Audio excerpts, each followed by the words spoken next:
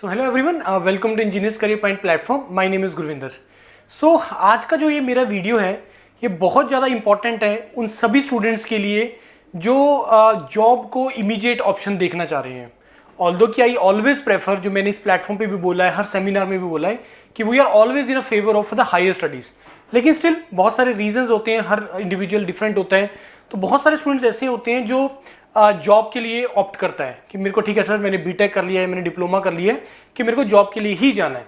अब अगर हम पर्टिकुलरली बात करें तो जॉब में 3 तरह की कैटेगरीज आती हैं। पहला होता है प्राइवेट जॉब, जो आपको कैंपस प्लेसमेंट का ऑप्शन होता है या ऑफलाइन कैंपस प्लेसमेंट का ऑप्शन होता है। प्राइवेट जॉब के बारे में मैं एक चीज़ आपको बताना चाहता हूँ कि अगर आपके पास ब्रांडिंग नहीं है, अगर आपके पास कोई एक्स्ट्रा स्किल नहीं है और अच्छा ब्रांडिंग नहीं है, तो आपको वो उस तरीके से वैल्यू नहीं करेगा, आपको इतना अच्छा सैलरी पैकेजेस नहीं मिलेंगे। दूसरा टाइप ऑफ जॉब आ जाता है गवर्नमेंट जॉब। गवर्नमेंट जॉब में अगर हम पर्टिकुलरली बात करें तो आपके पास स्टेट के जूनियर इंजीनियर, असिस्टेंट इंजीनियर की वैकेंसीज होती हैं, आपकी सेंट्रल गवर्नमेंट में जूनियर इंजीनियर, असिस्टेंट इंजीनियर की वैकेंसीज होती हैं। तो उसमें बहुत सारी चीज़ें अनसर्टेन होती हैं कि अगर मैं स्टेट की बात करूं, पंजाब, हरियाणा, हिमाचल, जम्मू एंड कश्मीर, चंडीगढ़, स्पेशली अगर मैं इस पर्टिकुलर रीजन के हिसाब से बात करूं तो बहुत सारी चीज़ें इसमें अनसर्टेन है। कब आएगा नेक्स्ट वैकेंसी किसी को नहीं पता होता है।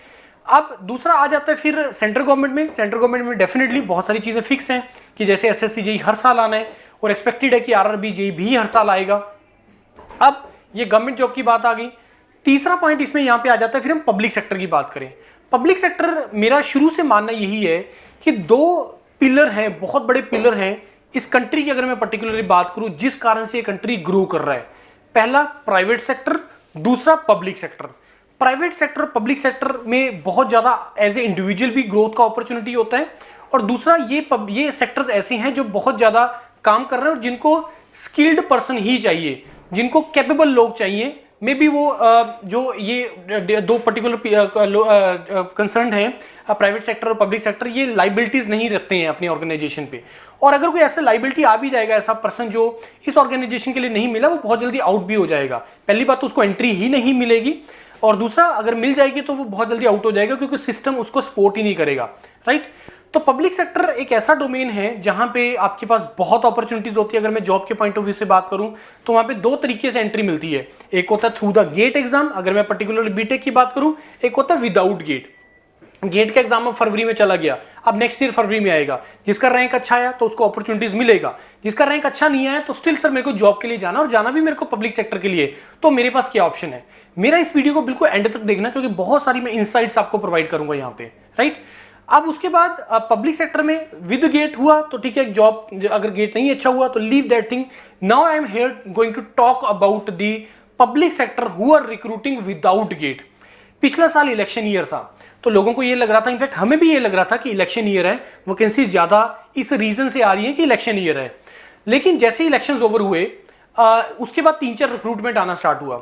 जैसे फॉर एग्जांपल एचपीसीएल का आया, उसके बाद आरसीएफएल का आया, उसके बाद आपका एनएफएल का आया। 3 रिक्रूटमेंट अभी तक आ चुकी हैं।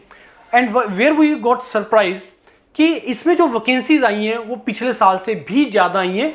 तीनों डिपार्टमेंट में अगर मैं पर्टिकुलर बात करूं, तीनों ऑर्गेनाइजेशन में डेफिनेटली यस, वो वेरी किया है ब्रांच टू ब्रांच। अगर मैं बात करूं मैकेनिकल, इलेक्ट्रिकल, केमिकल, तो इन ब्रांचेस का इन तीनों ऑर्गेनाइजेशन के अंदर जो है वैकेंसीज बहुत ज्यादा बढ़ के आया है, 2 टाइम 3 टाइम बढ़ के आया है।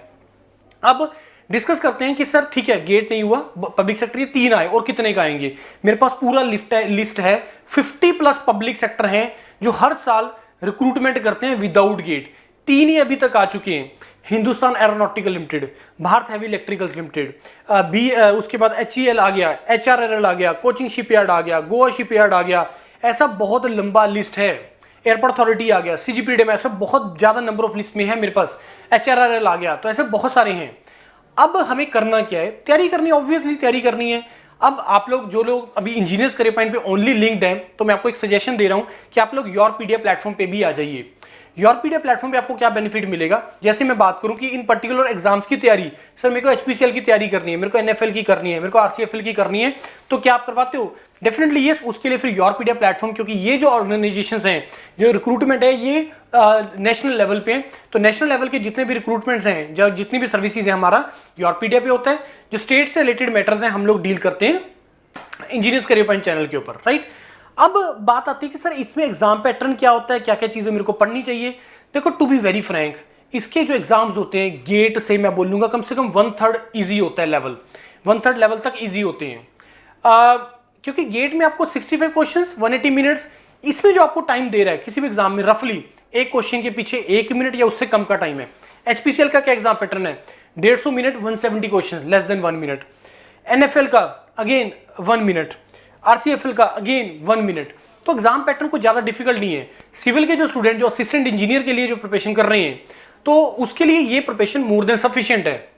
ऑफलाइन करना है तो मेरे पास आ जाओ, चंडीगढ़ के अंदर जो हमारा फाउंडेशन बैच है उसमें तसल्ली से आपका तैयारी हो जाएगा। ऑनलाइन करना है योरपीडिया प्लेटफॉर्म पे आ जाओ, उसका तैयारी हो रहा है। अब तैयारी करना कैसे है, अगेन 2 कंपोनेंट है इंपॉर्टेंट, एक टेक्निकल कंपोनेंट एक नॉन टेक्निकल कंपोनेंट। टेक्निकल में जितने भी आप लोग अपनी ब्रांच से सिविल अपने सब्जेक्ट्स पढ़ते हैं, सिविल के, इलेक्ट्रिकल के, मैकेनिकल के, वो आपको पढ़ने हैं।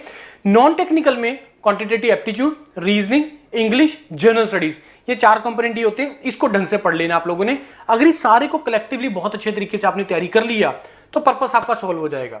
बस फर्क कहां पे आता है कि पब्लिक सेक्टर में भी कुछ पब्लिक सेक्टर का जो प्रिपरेशन का जो तरीका है वो वेरी कर जाता है। ये 3 मैंने यहां पे लिखे हुए हैं, प्रिपरेशन का तरीका सेम है। फर्क कहां पड़ेगा, जब BHEL आएगा, हिंदुस्तान एरोनॉटिकल लिमिटेड आएगा, BARC आएगा, इसरो आएगा, DRDO आएगा, तो इनमें प्रिपरेशन का लेवल थोड़ा सा अपर साइड पे होता है क्योंकि अच्छा क्वेश्चन पूछते हैं, वहां पे न्यूमेरिकल पार्ट ज्यादा आता है, इसमें बहुत सारी चीजें थ्योरेटिकल आती हैं, राइट। अब रिटर्न हो जाना है। रिटर्न के बाद क्योंकि जो पब्लिक सेक्टर होते हैं ये पर्सनैलिटी पे बहुत ज्यादा वर्क करते हैं, ये कैपेबिलिटी पे बहुत ज्यादा वर्क करते हैं। तो रिटर्न के बेस पे ठीक है आपका नॉलेज चेक हो जाएगा, लेकिन as a person, as a communication wise आप कैसे हो वो आपको नेक्स्ट स्टेज में पता लगता है जिसमें इंटरव्यू होता है। तो नेक्स्ट स्टेज क्या होती है रिटर्न के बाद, सबसे पहला स्टेज रिटर्न, रिटर्न के बाद इंटरव्यू तो भाई हर किसी में होता ही होता है विदाउट गेट। उसके बाद group task and group discussion, ये वेरी करते हैं आपका ऑर्गेनाइजेशन टू ऑर्गेनाइजेशन। जैसे फॉर एग्जांपल HPCL है, HPCL में ग्रुप टास्क है, राइट। उसके बाद बात करें हम पर्टिकुलरली इसमें आ गया BHEL में भी अगेन इंटरव्यू है, ओनली इंटरव्यू है। उसके बाद हिंदुस्तान एरोनॉटिकल लिमिटेड, उसमें ओनली इंटरव्यू है। GD ग्रुप डिस्कशन, जैसे आपका आया है ये BDL और उसका आपका आया ऑयल का, इसमें ग्रुप डिस्कशन है। तो ये वेरी करता है, ये public sector to public sector vary करते हैं कि कहां पे क्या रिक्वायरमेंट है, right. Airport Authority of India, वहां पे वॉइस टेस्ट है, क्लैरिटी चाहिए आपकी वॉइस का। तो ये हर सेक्टर टू सेक्टर वेरी करता है और योरपीडिया प्लेटफॉर्म आपको हर तरीके से तैयारी करवाएगा, रिटर्न के पॉइंट ऑफ व्यू से भी, इंटरव्यू, GD GT, ये सब। तो आप लोगों में से जो भी इंटरेस्टेड हैं इनकी प्रिपरेशन करने के लिए, इस वीडियो के डिस्क्रिप्शन में गूगल फॉर्म है, आप उसको भर दीजिए सो दैट कि आपको जो भी क्वेरी है उस मॉड्यूल से रिलेटेड आप इसमें आपको एग्जीक्यूटिव कॉल करेंगे और आपको सारा क्लैरिटी आपको दे देंगे इस मॉड्यूल से रिलेटेड। मेरा बस आप लोगों को सजेशन ये है कि स्पेशली इस रीजन के स्टूडेंट्स को, बच्चों अपना टैलेंट वेस्ट मत करो, अपना टैलेंट वेस्ट मत करो, you are more than capable. बस फर्क कहां पे पड़ता है कि हम लोग थोड़े से रिजिड हैं चीज़ों को लेके। हम लोग ठीक है, हिमाचल का स्टूडेंट हिमाचल में रहना चाहता है, पंजाब का पंजाब में, जम्मू कश्मीर का जम्मू कश्मीर में। भाई एग्जाम तो दो यार, एग्जाम देने के बाद क्रैक करो उसको, एग्जाम क्रैक करो, एक कॉन्फिडेंस के साथ अपने स्टेट एग्जाम में जाओ। वो ठीक है, तुम्हारा फाइनल गोल है, तुम करो, कोई मना ही नहीं कर रहा तुम्हें। लेकिन ये एग्जाम देने क्यों जरूरी है, ये इंटरव्यूज GD GT अटेंड करने क्यों ज्यादा जरूरी है, क्योंकि इससे तुम्हारा पर्सनैलिटी ग्रूम होता है और तुम्हें बहुत ज्यादा लर्निंग होता है। इन चीजों को ध्यान में रखते हुए मेरा आप लोगों को सभी को ये सजेशन ये है कि ये जो विदाउट गेट पब्लिक सेक्टर आते हैं इनका भी आपको एग्जाम फिल करने चाहिए, बहुत अच्छे तरीके से आपको तैयारी करनी चाहिए। और इस एग्जाम्स का अच्छा दूसरा, इन पब्लिक सेक्टर में जो आपको जो पे स्केल्स है गवर्नमेंट से कहीं ज्यादा है, 2 टाइम्स रफली, depending upon mini Ratna, Maharatna, Navratna, किस टाइप का पब्लिक सेक्टर है ये उसके ऊपर डिपेंड करता है आपका, राइट। तो ये सारी चीजों को ध्यान में रखते हुए आप लोग अपने इनका तैयारी स्टार्ट करो। एग्जाम का जो नॉर्मली टाइम मिलता है वो आपको 3.5 से 4 महीने मिनिमम मिलता है किसी भी पब्लिक सेक्टर में जब आप जाते हैं।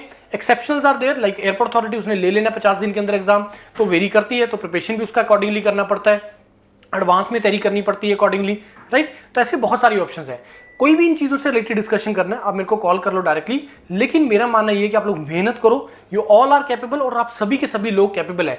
कोविड से पहले hundreds of students every year we send to the public sector, तो अब क्यों नहीं यार? रीजन क्यों बच्चा हमारे पास अभी कंपैरेटिवली कम है, क्योंकि ऑनलाइन के कारण लोगों ने अलग अलग प्लेटफॉर्म कर लिए हैं, तो वो इंडिविजुअल गाइडेंस नहीं है, इंडिविजुअल मेंटरिंग नहीं है। पहले ऑफलाइन में आता था बच्चा तो गाइडेंस होता था, मेंटरिंग होता था, पता लगता था चीज़ों का, वो पार्ट अभी मिसिंग है। लेकिन स्टिल ठीक है, ऑनलाइन की अपनी एडवांटेजेस हैं, ऑफलाइन की अपनी एडवांटेजेस हैं, तो इसको टारगेट कर रहे हो अच्छे तरीके से टारगेट करो, कोई डिस्कशन करना है मेरे से करो, लेकिन इनका प्रिपरेशन स्टार्ट कर दीजिए, right. Thank you and all the best to all of you.